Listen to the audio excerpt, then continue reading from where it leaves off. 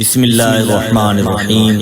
محترم ناظرین السلام علیکم ورحمۃ اللہ۔ نوا فاؤنڈیشن کی جانب سے بہترین دینی تعلیم کا سلسلہ معصوم قوم face to face international online classes کے ذریعہ پوری دنیا میں جاری و ساری ہے۔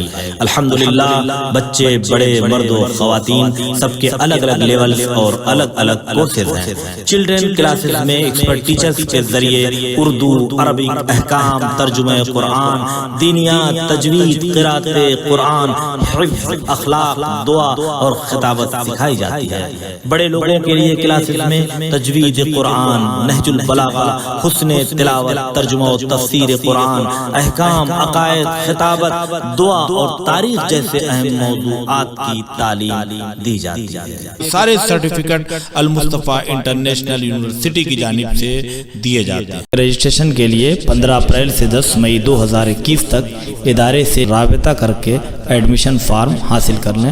انشاءاللہ ساری نیو کلاسز 15 مئی 2021 سے اسٹارٹ ہو رہی ہیں۔ اعوذ باللہ من الشیطان الرجیم، بسم اللہ الرحمن الرحیم۔ اللہم صلی علی محمد وآل محمد وعجل فرجہم۔ ناظرین اکرام السلام علیکم، میں ہوں آپ کا میزبان زرغام اعظمی اور آپ کا خیر مقدم کرتے ہیں حوزہ معصوم قوم face to face online classes کی جانب سے منعقد کیے گئے اس پروگرام میں نبا انٹرنیشنل کوئز کمپٹیشن میں آپ سب کا بہت بہت استقبال کرتے ہیں۔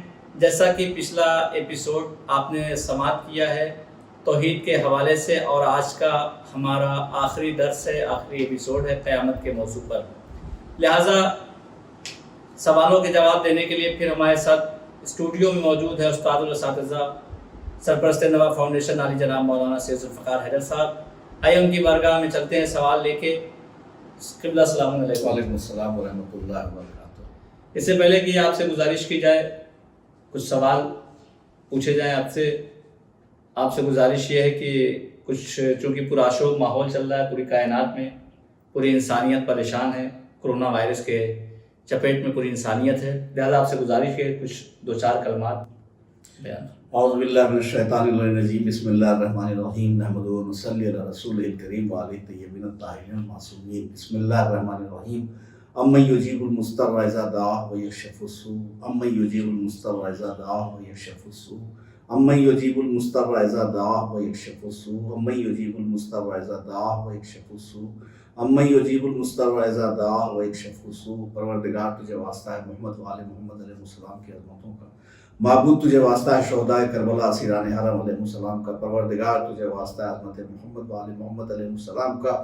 اس عہد پرآشوب میں تمام مومن مومنات کو تمام وباؤں، بلاؤں، مصیبتوں، رنج و غم اور بیماریوں سے محفوظ رکھ، خصوصاً عہد حاضر میں جو کورونا کی وبا پھیلی ہوئی، پروردگار اس سے تمام افراد انسانی کی حفاظت فرما، اور پھر مسجدوں کی رونقیں، زیارت گاہوں کی رونقیں اور عزاخانوں کی رونقیں، خانہ کعبہ کی رونقیں، ہمارے گھروں کی رونقیں پھر سے دوبارہ لوٹ کر کے آئیں، اور ہر شخص اطمینان اور سکون کی زندگی بسر کر رہا ہو۔ پروردگار تجھے واسطہ ہے بیمار کربلا شاہ امام زین العابدین علیہ السلام کا، تجھے واسطہ ہے جناب صغرا کی بیماری کا اور ان کی مصیبتوں کا اور مصائب و آلام کا، کہ جو مومن و مومنات بیمار ہیں انہیں شفائے کاملہ عطا فرما، اور جو مومن مومنات محفوظ ہیں پروردگار عالم ان کی حفاظت فرما۔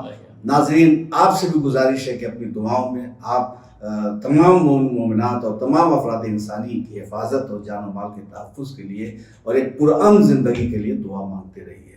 جزاک اللہ، آمین ثم آمین۔ جزاک اللہ قبلہ، آپ کا بہت بہت شکریہ۔ لہٰذا جیسا کہ آج ہمارا جو موضوع ہے وہ قیامت ہے، لہٰذا ہمارا سب سے پہلا آج کا سوال یہ ہے کہ اس دنیا کی زندگی کا آخرت سے کیا تعلق ہے؟ دیکھیے جب ہم غور کرتے ہیں تو یہ دنیا سجا ہی گئی ہے آخرت کے لیے۔ مختصر جواب تو یہ ہے کہ اس دنیا میں جو بھی ہم اعمال انجام دیں گے، ہمارا جو عقیدہ ہوگا یا جیسے ہمارے اعمال ہوں گے، تو اس کی جزا یا سزا آخرت میں ملے گی۔ تو اس کا مطلب ہے کہ دنیا سے آخرت کا تعلق ہے۔ قرآن مجید میں بھی یہ پیغام موجود ہے کہ آخرت میں جو بھی آرام اور سکون یا اذیت کا سامنا کرنا ہوگا وہ دنیا کے اعمال کا نتیجہ ہوگا۔ سورہ نحل آیت نمبر 97 میں ارشاد ہوتا ہے کہ جو شخص بھی نیک عمل کرے گا، چاہے وہ مرد ہو یا عورت، دیکھیے عمل کی جزا اور سزا میں عورت اور مرد کے درمیان کوئی فرق اسلام نے نہیں رکھا ہے. جزا عورت کو بھی ملے گی، جزا مرد کو بھی، ایسے ہی سزا عورت کو بھی ملے گی، مرد کو بھی. جیسے اعمال ہوں گے اسی کے مطابق فیصلہ ہوگا. تو ارشاد ہو رہا ہے کہ جو شخص بھی نیک عمل کرے گا چاہے وہ عورت ہو یا مرد ہو. ایک شرط اور بھی ہے اس کے ساتھ، شرط یہ ہے کہ وہ صاحب ایمان ہو. یعنی اسلام میں آخرت میں جو جنت کی جزا ہے وہ اس کی بنیاد ایمان ہے. اگر ایمان درست ہے تب اعمال قبول ہوں گے، اور اگر عقیدہ و ایمان درست نہیں ہے تو اعمال قبول نہیں کیے جائیں گے. تو شرط ایمان ہے. تو ارشاد ہو رہا ہے کہ جو شخص بھی نیک عمل کرے گا چاہے وہ مرد ہو یا عورت بشرطے کہ صاحب ایمان ہو تو ہم دنیا میں بھی اسے پاکیزہ زندگی عطا کریں گے اور آخرت میں ان اعمال کی بہترین جزا دیں گے جو وہ زندگی میں انجام دے رہے تھے. اس کا مطلب یہاں اگر ہم اچھے اعمال انجام دیں گے تو آخرت میں اس کی اچھی جزا ملے گی. خراب اعمال ہوں گے، ہمارے برے اعمال ہوں گے، اللہ کی مرضی کے مطابق نہیں ہوں گے تو اس کی سزا ملے گی. تو اس سے یہ پتہ چلا کہ آخرت سے اس دنیا کا بہت اہم تعلق ہے. اب رہ گئی یہ بات کہ بہت سے لوگ یہ سمجھتے ہیں کہ دنیا چھوڑ دو، ترک دنیا کر دو، دنیا کی طرف توجہ نہ کرو، یہ دولت بیکار ہے. یہ وہ لوگ کہتے ہیں جنہیں ملتی نہیں ہے. چونکہ ملی نہیں اس لیے کہتے ہیں کہ یہ دولت کچھ نہیں ہے اور محل کچھ نہیں ہے. اسلام اچھی زندگی گزارنے سے منع نہیں کرتا. اسلام نہ تو دولت کا مخالف ہے نہ اقتدار کا مخالف ہے. اگر دولت کا مخالف ہوتا تو جناب خدیجہ کی دولت کو خدا قرآن کی آیت نہ بناتا. اگر حکومت اور اقتدار کا مخالف ہوتا تو حضرت ذوالقرنین، حضرت سلیمان کو ساری دنیا کی بادشاہت اور مملکت اور سلطنت اتنی بڑی نہ عطا کرتا. تو وہ اقتدار کا مخالف. یا بہت سے لوگ پہلے کیا تھے کہ جان بوجھ کر کے مثلا دال میں پانی ڈال دے رہے ہیں، سالن میں پانی ڈال دے رہے ہیں دنیا، تاکہ لوگ سمجھیں کہ ہم نے دنیا ترک کر دی. اسلام جنگلوں ویرانوں میں جا کے زندگی گزارنے کا نام نہیں. اسلام تو کہتا ہے کہ صلاۃ کے ساتھ ساتھ زکوٰۃ، یعنی آپ نماز بھی پڑھیں اور زکوٰۃ.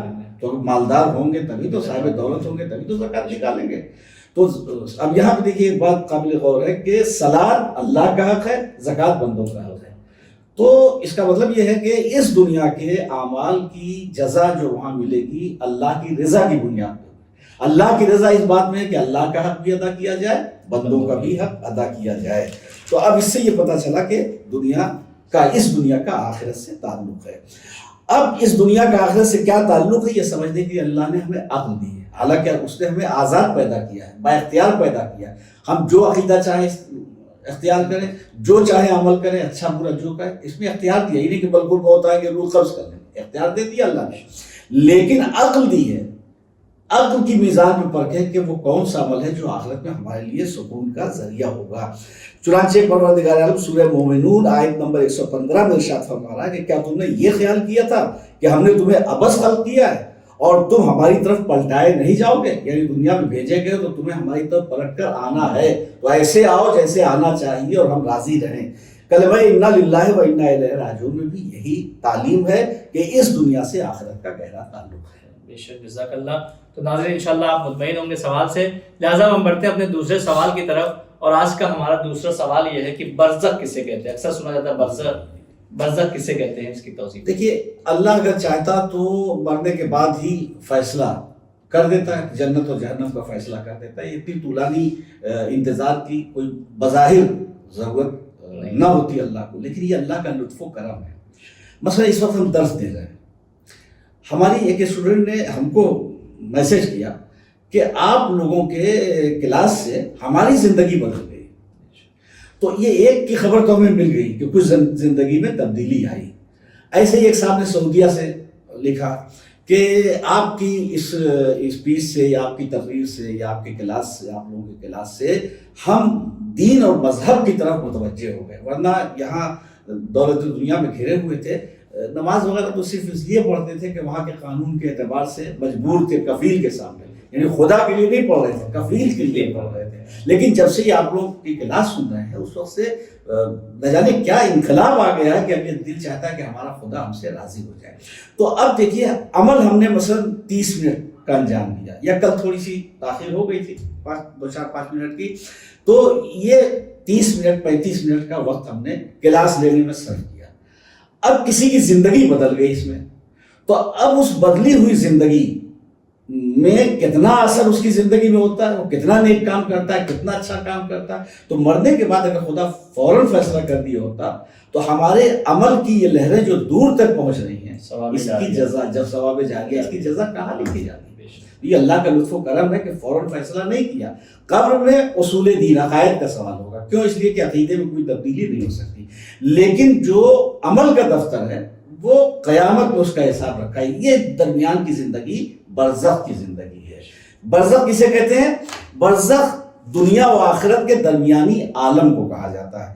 قرآن مجید میں 3 مقامات پہ برزخ کا تذکرہ ہوا ہے. اور برزخ وہ ہے کہ جس کا سامنا مومن کافر دونوں کو کرنا، مومن غیر مومن دونوں کرنا. یعنی برزخ کی زندگی انبیاء نے بھی گزاری ہے، اولیاء نے بھی گزاری ہے، شہداء و صدیقین نے بھی گزاری. برزخ کا مقابلہ ہر ایک کو کرنا ہے، برزخ کا سامنا ہر ایک کو کرنا ہے، مومن ہو چاہے غیر مومن ہو.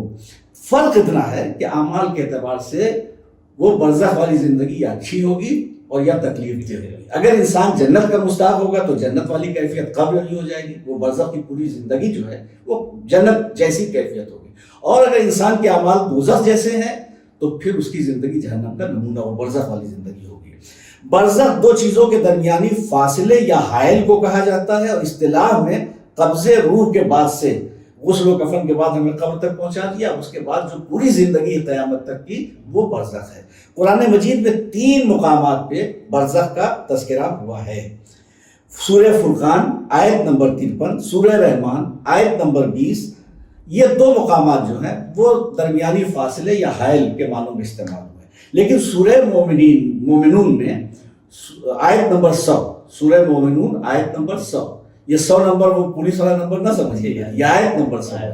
تو آیت نمبر 100 سورہ مومنون، یہ مومنون والا 100 نمبر ہے. اس میں اس برزخ کا تذکرہ ہوا ہے جس برزخ کا ذکر ہو رہا ہے. تو سورہ مومنون آیت نمبر 100، اس کو 99 سے ملا لیجئے تو جس کا ترجمہ یہ ہو جاتا ہے. وقت کم ہے، ہم آیت نہیں پڑھتے، حوالہ دے دیا قرآن میں. آیت اور تفسیر اور ترجمہ دیکھ لیجئے گا کہ یہاں تک کہ جب ان میں سے کسی کی موت آ گئی تو کہنے لگا پروردگار مجھے پلٹا دے، یعنی پھر یہ موت سے بچا اور دنیا میں لوٹا دے. آیت نمبر 99، شاید میں اب کوئی نیک عمل انجام دوں. یعنی وہ جب وہ موت کا چہرہ دیکھتا ہے اور دیکھتا ہے ہمارا انجام، تو موت ہی سے پتہ چل جاتا ہے کہ کس کے اعمال کیسے ہیں، ویسی ہی موت شروع ہو جاتی ہے. تو وہ گھبرا کہتا ہے پروردگار مجھے مہلت دے دے تاکہ میں دنیا میں پھر آ کر کے نیک اعمال انجام دوں، تجھے راضی کر لوں، تجھے خوش کر لوں. خدا کہے گا بس ختم، اب مہلت کے دن نہیں رہے. تو وہ کہے گا شاید میں کوئی نیک عمل انجام دوں. آواز آئے گی ہرگز نہیں. یہ ایک بات ہے جو یہ کہہ رہا ہے، یعنی ایک عذر نکال رہا ہے جو یہ کہہ رہا ہے. جب اب تک نہیں کچھ کیا تو اب جا کے کیا کرے گا؟ تو اب کوئی مہلت کا دور ختم ہو گیا. جیسے ایگزام کا دور آتا ہے، اس کی دیکھیے تعلیم کا پیریڈ اور ہوتا ہے، ایجوکیشن حاصل کرنے کا پیریڈ اور ہوتا ہے. اس میں کلاس کا جو ٹیچر وہ بھی بتا سکتا ہے، دوسرے بھی بتا سکتے ہیں، اسٹوڈنٹس بھی بتا سکتے ہیں. لیکن جب امتحان میں لڑکا آ گیا تو نہ وہ استاد بتائے گا نہ دوسرے اسٹوڈنٹ بتائیں گے. اور پھر جب امتحان حال سے آ گیا تو اب کاپی میں کچھ گھٹانے بڑھانے کا اختیار نہیں ہے، بلکہ اب نتیجے کا انتظار کرنا ہے. تو جب موت سامنے آ گئی تو اب نہ پیپر میں کچھ گھٹانے بڑھانے کا اختیار ہے اور نہ تعلیم کا دور رہ گیا. اب تو نتیجے کا انتظار کرنا کہ نتیجہ کیا نکلتا ہے. تو برزخ سے ہی وہ نتیجہ شروع ہو جاتا ہے. تو کہہ رہے ہیں کہ قیامت کے یہ بات ہے جو یہ کہہ رہا ہے، اور ان کے پیچھے یعنی مرنے کے بعد عالم برزخ ہے. وَمِن وَرَائِهِمْ بَرْزَخٌ إِلَىٰ يَوْمِ يُبْعَثُونَ. یہ ہے سورہ مومنون آیت نمبر 100. یعنی یہاں برزخ کا تذکرہ انہی برزخ کے معنوں میں ہوا ہے. تو اب یہاں پہ میں ایک چھوٹی سی بات کہنا چاہتا ہوں کہ اب اللہ مہلت نہیں دے گا. موت جب آ گئی تو مہلت نہیں دے گا. بندہ گڑگڑائے گا، روئے گا، فریاد کرے گا، خدا کہے گا مہلت کا وقت ختم ہو گیا.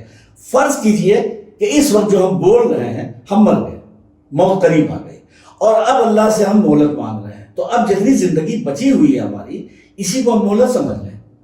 تو بجائے اس کے کہ جو موت کے وقت مہلت نہیں ملنے والی اس کے پاس سے، ابھی سے ہم سمجھ لیں کہ موت کا وقت آ گیا اور اللہ سے ہم نے مہلت مانگی اور اللہ کی طرف سے مہلت مل گئی. تو اپنی زندگی کو سنبھال لیں اور آخرت کو سنبھال لیں. ابھی بھی ہمارے پاس وقت ہے، جتنا وقت بچا ہوا.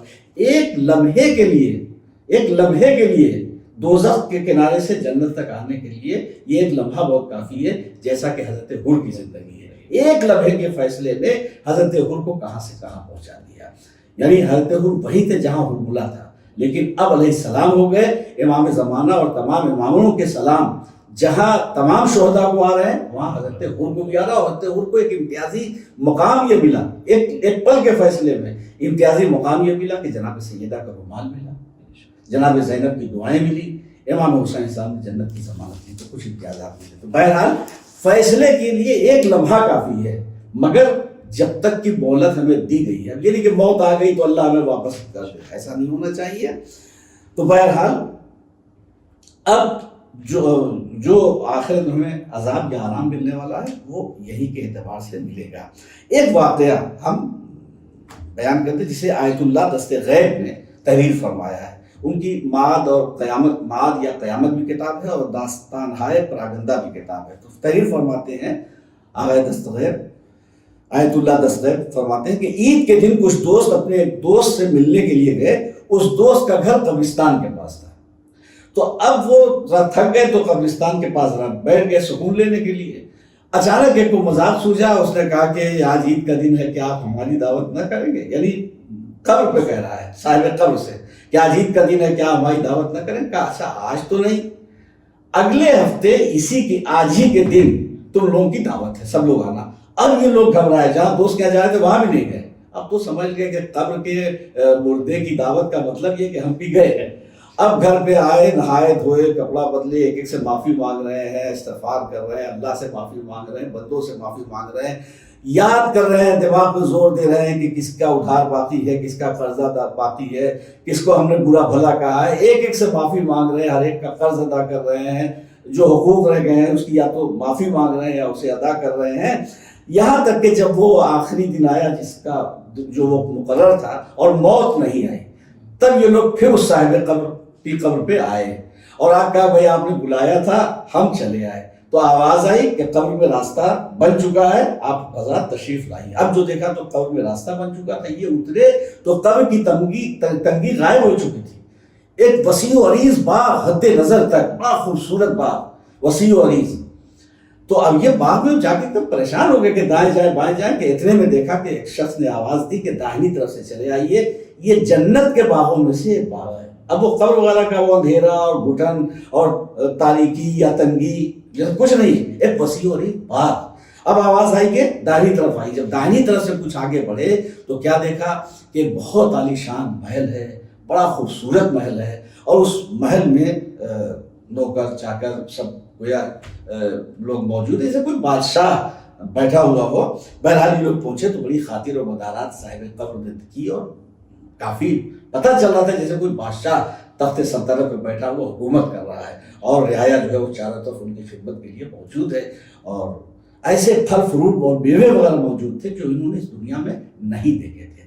تو آخر میں جب کھا پی چکے اور تھوڑی سی بے تکلفی بھی ہوئی، ورنہ مردوں سے کون بات کرتا ہے، جب تھوڑی سی بے تکلفی ہوئی تو کہا حضرت یہ بتائیے آپ کو قبر میں یہ آرام اور آسائش آپ کو کس عمل کے بدلے میں ملی ہے؟ تو یہ بس قابل غور بات ہے، جو تھوڑا سا وقت آپ کا زیادہ لیا ہم نے، لیکن بہت اہم بات ہے، اس لیے ہم نے یہ وقت لیا ہے کہ یہ پوچھا کہ آپ کو یہ آرام و آسائش قبر میں، باغات بالکل جنت کا نمونہ قبر بنی ہوئی ہے، یہ کیسے ملی؟ تو اب انہوں نے ایک عجیب جواب دیا، اور جو جواب دیا وہ قابل غور ہے۔ انہوں نے کہا کہ یہ عیش اور یہ آرام جو ہمیں ملا ہے یہ دو کاموں کی وجہ سے ملا ہے۔ دو کاموں میں سے کیا ہے؟ انہوں نے کہا میں اول وقت نماز پڑھتا تھا۔ نماز تو جو پڑھتے ہیں، جو نہیں پڑھتے ان کا تو ذکر ہی نہیں ہے، مگر جو نہیں پڑھ رہے ہیں ان کا تو ذکر نہیں، لیکن جو پڑھ رہے ہیں انہیں بھی چاہیے کہ حتی الامکان اول وقت پڑھنے کی کوشش کریں، اس کی جزا اور ہے۔ اور ظاہر جو کام اول، سب سے بڑی چیز یہ کہ نماز مشق ہے، تربیت نفس کا ایک ذریعہ ہے، پوری زندگی کو عبادت بنانے کا ذریعہ ہے۔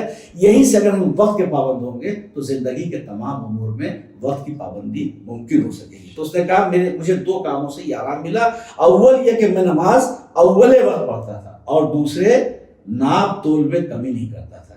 دیکھیں ناپ تول میں مطلب پیمانے میں کوئی کمی نہیں، مطلب یہ ہے کہ ہمارے خالی یہ نہیں کہ گھی کتنا تولا، مسالہ کتنا تولا، یا جو بھی ہے، یہ نہیں، زندگی میں جو ہمارے فرائض اور حقوق ہیں اس میں بھی ناپ تول میں کہیں کمی بیشی نہیں ہونی چاہیے۔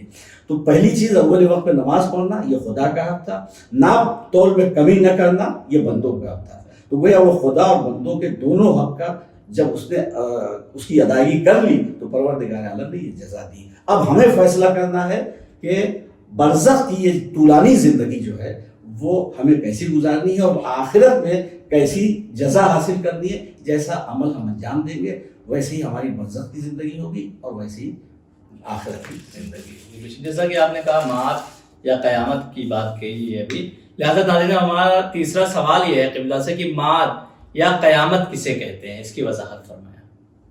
ایک دن یہ ساری دنیا فنا ہو جائے گی اور انسان جتنے کل نفس ذائقۃ الموت اور ہر شے کو فنا ہے، یہ ساری چیزیں موجود ہیں۔ تو یہ ہم لوگ جو مثلا انسانی زندگی ہے کہ صاحب مر گیا انسان، یہ مر گیا کا مطلب ہے کہ ہمیشہ کے لیے زندگی ختم نہیں ہوئی بلکہ ایک دوسری زندگی شروع ہوئی۔ اگر ہم غور کریں اور تاریخ پہ نظر رکھیں تو ہماری ایک زندگی عالم ارواح میں ہے، یعنی ہم یہاں آنے سے پہلے عالم ارواح میں تھے۔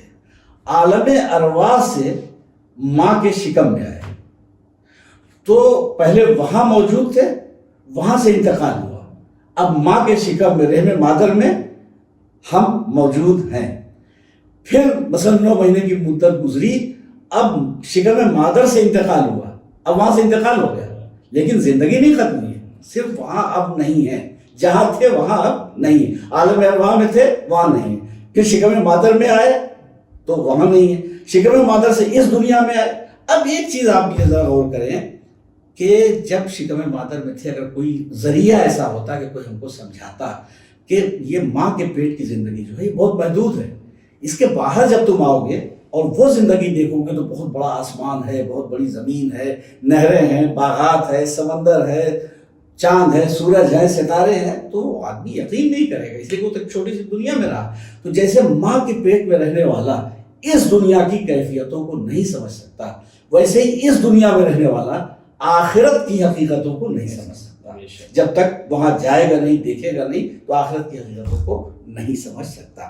تو بہرحال سب فنا ہو جائیں گے، پھر اللہ کے حکم سے تمام انسان زندہ کیے جائیں گے اور اس کے بعد ان کا حساب و کتاب ہوگا، اور جب حساب و کتاب ہوگا تو اسی کے مطابق فیصلہ ہوگا۔ اس فیصلے کے دن کا موقع مختلف نام ہے، یوم جزا ہے، یوم حساب ہے، وغیرہ وغیرہ بہت سے نام ہیں، اس کی تفصیل کا وقت نہیں ہے، اس میں معاد اور قیامت بھی کہتے ہیں۔ اچھا اب یہاں پہ دیکھیے قیامت کی ضرورت کیا ہے، تو ہم نے خدا کو عقل سے پہچانا اور یہ بھی مانا کہ وہ عادل ہے، عقل ہی سے مانا۔ تو اگر وہ عادل ہے اور کوئی دن ایسا نہ ہو کہ جس میں اچھے اور برے کے درمیان فرق واضح کیا جا سکے تو اس دنیا کا سارا مقصد بیکار ہے، پھر نہ توحید کا کوئی مطلب ہے، نہ نبوت کا، نہ امامت کا، کسی چیز کا کوئی مطلب نہیں ہے۔ تو کوئی وقت ایسا مقرر ہونا چاہیے جس میں اچھے لوگوں کو جزا دی جائے، برے لوگوں کو سزا دی جائے، تاکہ پتہ چل سکے کہ جنہوں نے اللہ کے مطابق زندگی گزاری انہیں کیا ملا اور جنہوں نے اللہ کی نافرمانی کی، سرکشی کی، انہیں کیا سزا ملی۔ اب ایک بات یہ ہوئی جو بات آگے اس سے پہلے بھی ہم نے کہا تھا کہ کیا ضرورت تھی کہ ایک خاص دن مقرر کرے، وہ وہی ضرورت تھی کہ اعمال کی لہریں پتہ نہیں کہاں تک پہنچیں، یعنی جو ہم تقریر کر رہے ہیں ہو سکتا ہے کہ 10 آدمیوں نے اس سے کوئی سبق حاصل کیا ہو، اب وہ 10 آدمی 10 کو بتائیں، پھر وہ 10 کو بتائیں، تو یہ سلسلہ کہاں ہم سمندر میں دریا میں ایک کنکری پھینکتے ہیں، ایک چھوٹی سی کنکری پھینکتے ہیں، ایک لمحے کا یہ عمل ہوتا ہے، مگر وہ جو گول سا دائرہ موجوں میں بنتا ہے وہ دائرہ کتنی دور تک کب تک جاتا ہے یہ ہم نہیں اندازہ کر سکتے۔ تو ہمارے عمل کے اثرات بھی کہاں تک پہنچتے ہیں، اسی لیے اللہ نے قیامت تک کی مہلت ہمیں دے دی ہے کہ ایسے اعمال کرو کہ تمہارے اچھے اعمال کا دائرہ قیامت سے جا ملے، تاکہ زیادہ سے زیادہ آخرت میں فائدہ حاصل کر سکو۔ اور دوسرا فائدہ کیا کہ اگر قبر میں فوراً حساب و کتاب ہو جاتا تو واجبات جو ہمارے چھوٹ گئے ہیں پھر اس کی سزا ہمیں ملتی، لیکن اللہ نے یہ مہلت دے کر کے ہمارے وارثوں کو اجازت دی ہے، بلکہ بڑے بیٹے پہ واجب کر دیا ہے کہ واجبات کی تکمیل کریں، لیکن اس کا یہ مطلب نہیں کہ اگر بڑے بیٹے نے نہیں کیا تو کوئی نہ کرے، مستحب کی جزا اسلام میں زیادہ ہے۔ تو برزخ معاد اور قیامت جو ہے وہ اسی فیصلے کو دن کو کہتے ہیں۔ جزاک اللہ۔ تو ناظرین ہم بڑھتے ہیں اپنے چوتھے سوال کی طرف، اور آج کا ہمارا چوتھا سوال یہ ہے کہ کیا انسانوں کا مرنے کے بعد زندہ ہونا ممکن ہے؟ جی ہاں، تاریخ میں بہت سے ایسے واقعات ہیں کہ مردہ زندہ ہوئے ہیں، بلکہ بعض مومن ایسے ہیں کہ جنہیں مطلب آخرت میں جو جزا ملے گی وہ تو ملے گی، اور قبر میں جو برزخی قبر جیسا کہ انہوں نے تذکرہ کیا وہاں جو سکون ملے گا وہ تو ملے گا ہی۔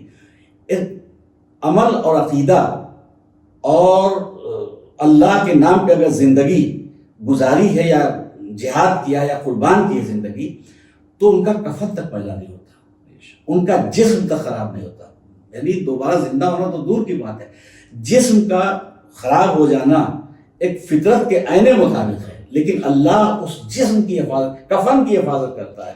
چنانچہ بہت سی شخصیتیں ایسی ہیں، جیسے حضرت حور علیہ السلام کی قبر ایک موقع پر کھودی گئی تھی، اور کچھ دنوں پہلے ایک صحابی رسول کی قبر ہوئی یا اور کسی کی قبر کھودی گئی تھی، تو بالکل تازہ ایسا معلوم ہوتا تھا کہ ابھی شہادت حاصل ہوئی ہے۔ حضرت حور کے سر سے وہ جو رومال معصومہ کا بندہ تھا وہ جب ہٹایا گیا تو خون تازہ جاری ہو گیا۔ اب سوچئے کہ اتنی مدت گزر گئی تو فوراً رومال باندھ دیا گیا۔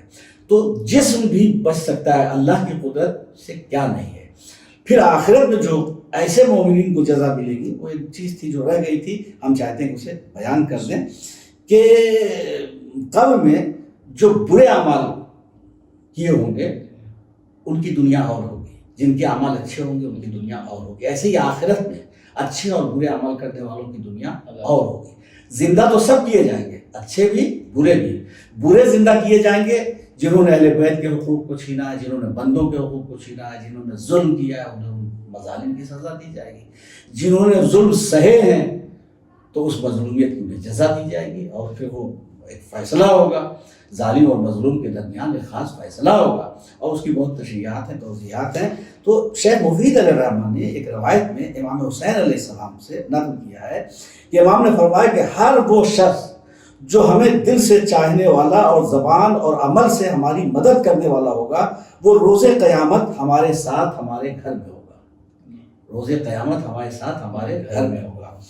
اس روز کوئی مقام و منزلت بھی نبی کریم اور ان کے جانشین بلا فصل سے بلند نہ ہوگا۔ تمام انبیاء اور اولیاء قیامت کے روز اس علم کے سائے میں ہوں گے جس کی صدارت مقام محمود پر اللہ کے رسول کی ہوگی۔ تمام انبیاء اس علم کے سائے میں ہوں گے جس کی صدارت رسول مقام محمود پہ فرما رہے ہوں گے، اور جناب رسول خدا صلی اللہ علیہ وسلم نے فرمایا کہ تمام انبیاء میرے علم کے سائے میں ہوں گے۔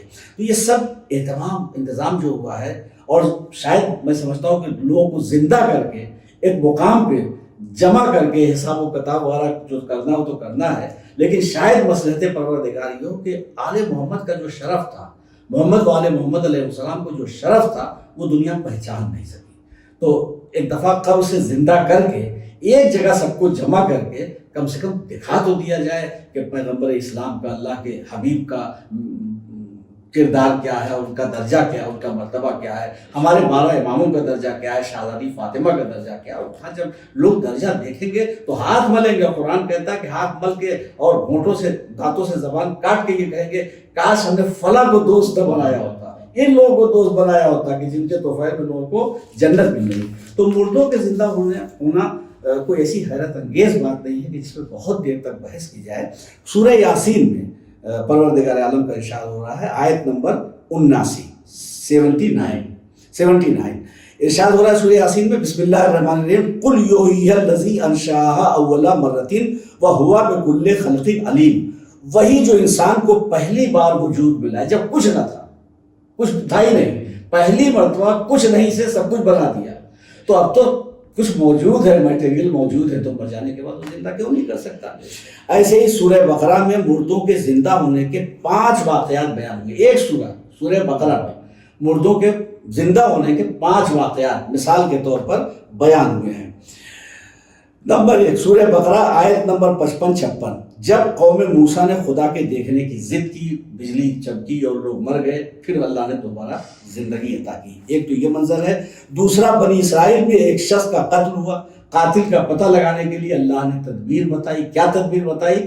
سورہ بقرہ اسی نام سے منسوب ہے کہ گوشت کا ٹکڑا اگر مقتول سے مس کر دیا جائے تو وہ زندہ ہو جائے گا اور قاتل کا پتہ بتائے گا، اور وہی ہوا۔ تو جب گوشت کا ٹکڑا مس ہو جائے اور مقتول زندہ ہو سکتا ہے تو پروردگار عالم اگر چاہے تو پھر بولتا کیوں نہیں زندہ ہو سکتا. بہرحال اب تیسرا اور چوتھا واقعہ جو ہے، تیسرا واقعہ جو ہے وہ یہ ہے کہ ایک گروہ جس نے موت کے خوف سے گھر چھوڑ دیا، ان پر خدا نے موت طاری کی اور پھر زندہ کیا. حالانکہ وہ چاہتے تو مقابلہ کر سکتے تھے، لیکن بہرحال وہ خوف سے چلے گئے اور اللہ نے ان کو موت طاری کی. یہ سورہ بقرہ آیت نمبر 243. اور وہ جو ہم نے عرض کیا تھا جو قاتل کا پتہ لگانے کے لیے اللہ نے، وہ سورہ بقرہ آیت نمبر 72-73. اب چوتھا اور پانچواں واقعہ ذرا سا اشارہ کر رہے ہیں اس کی طرف، وقت کو نظر کے سامنے رکھتے ہوئے. سورہ بقرہ میں ارشاد ہو رہا ہے حضرت عزیر کا واقعہ. وہ ایک بستی سے گزرے جس پہ گویا جو سب مرے ہوئے تھے اور ہڈیاں بوسیدہ ہڈیاں تھی، تو ان کا پروردگار کیا تو انہیں دوبارہ زندہ کرے گا؟ تو حکم خدا سے موت طاری ہوئی. 100 سال تک رہ گئے، یہاں تک کہ جو گدھا تھا سواری کا، اس کی ہڈیاں بوسیدہ ہو گئی تھیں. تو جب یہ اٹھے تو ایک عجب منظر دیکھا کہ کھانا بالکل تر و تازہ جیسا تھا ویسے ہی ہے، اور وہ ہڈیاں جو گدھے کی بوسیدہ ہو چکی تھی اور کوئی نشان نہیں تھا، وہ جنبش ہوئی، حرکت ہوئی اور پھر وہ اصلی شکل میں گدھا آ گیا، جیسا تھا ویسا. مگر ایک بات ہے کہ نبی کے پہلو میں 100 سال تک رہا، مگر گدھا رہا، انسان نہیں ہو سکتا. تو بہرحال اسے ایسے ہی جناب ابراہیم علیہ السلام نے یہی خدا سے گزارش کی کہ پروردگار ہم دیکھنا چاہتے ہیں تو مردوں کو زندہ کیسے کرتا ہے. تو آواز آئی کہ 4 پرندوں کو ٹکڑے ٹکڑے کر دو، اور اس کے بعد قیمہ اور سب کو 4 حصوں میں تقسیم کر ملا کر کے، سب کو ملا دینے کے بعد 4 حصوں میں تقسیم کر کے مختلف مقامات پہ رکھ دو، ایک ایک کا سر اٹھاؤ اور آواز دو. اب ویسے ہی جب کیا تو جو ریزے ذرے جہاں تھے چاروں ٹکڑے میں، وہ اپنی اپنی جگہ چھوڑ کر کے جس کا سر اٹھاتے تھے جناب ابراہیم، وہ اس میں آ کے، تو کبھی کبھی آزمانے کے لیے جناب ابراہیم دوسرا سر کر دیتے تھے تو وہ پھر مڑ کر کے اسی سر کے قریب آ جاتا تھا. تو آپ دیکھیے کہ اس طریقے سے مردہ زندہ ہوئے. تو اور اس کے بعد جناب عیسیٰ نے مردہ زندہ کیے ہیں، خود ہمارے ائمہ کرام نے مردے زندہ کیے. تو مردوں کا دوبارہ زندہ ہونا حیرت انگیز بات نہیں، اور اللہ کی قدرت سے تو کوئی بات حیرت انگیز نہیں ہے. جزاک اللہ. تو ناظرین ہم بڑھتے ہیں 5ویں اور آخری سوال کی طرف. چونکہ قیامت موضوع ہے ہمارا، جب قیامت کی بات ہوتی ہے تو ذہن میں ایک لفظ اور آ جاتا ہے جسے کہتے ہیں شفاعت. لہٰذا ہماری گزارش آپ سے ہمارے ناظرین کو بتائیں کہ شفاعت کا کیا مطلب ہے.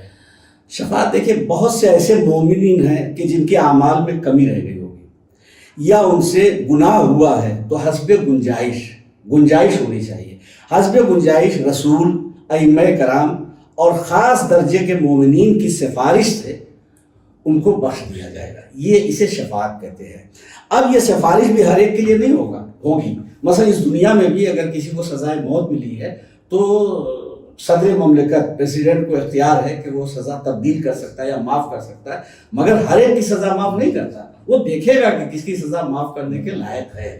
ایسے ہی جنہیں شفاعت کا حق ملا ہے وہ ہر ایک کی سفارش نہیں کریں گے، گنجائش ہونی چاہیے. اب رہ گیا یہ کہ کن کے لیے گنجائش نہیں ہوگی. شفاعت کی گنجائش کن کے لیے؟ اللہ کی رحمت بہانے ڈھونڈ رہی ہے. بد نصیب ہے وہ کہ جنہیں اللہ کی رحمت کا سہارا نہ ملے اور دوزخ میں چلے جائے. تو یا تو شرک کیے ہوگا، وہ شرک معاف نہیں ہوگا تو یا تو مشرک ہوگا، اللہ کا دشمن ہوگا، یا رسول کی شان میں اس نے جسارت اور گستاخی کی ہوگی، یا بندوں کے حقوق کو اس نے ضائع کیا ہوگا. اب اس کے بعد جن لوگوں کو شفاعت نہیں ملے گی، کیوں؟ اس کا سبب ہے. پیغمبر اسلام صلی اللہ علیہ وسلم نے فرمایا کہ اگر لوگ محبت علی پہ جمع ہو جاتے تو خدا دوزخ کو پیدا نہ کرتا.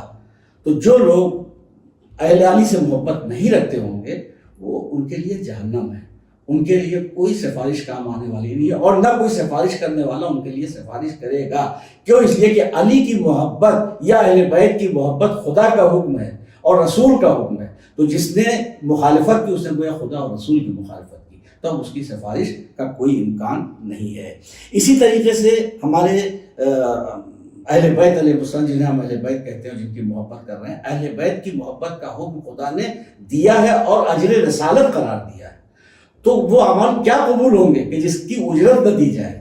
دنیا میں جب غاصبانہ چیز کی پہ نماز نہیں ہے یا عبادت قبول نہیں ہے تو پھر جس نے اجرت نہ دی ہو تو اسے کوئی عمل فائدہ نہیں پہنچا سکتا. بس جلدی سے ہم 2 باتیں اور باتیں. عقاب الاعمال شیخ صدوق علیہ رحمہ کی کتاب ہے، جس میں امام جعفر صادق علیہ السلام کا ارشاد نقل ہے کہ اگر کوئی بندہ رکن و مقام کے درمیان 100 سال تک اللہ کی عبادت کرتا رہے، رکن و مقام کے درمیان 100 سال تک اللہ کی عبادت کرتا رہے، اور دن میں روزے رکھے، راتیں قیام و سجود میں گزارے، یہاں تک کہ اس کے ابرو آنکھوں تک لٹک جائیں، کمر جھک جائے، اور وہ ہمارے حق سے جاہل ہو، تو اس کے لیے کسی قسم کا کوئی ثواب نہیں ہے، نہ کوئی جزا ہے.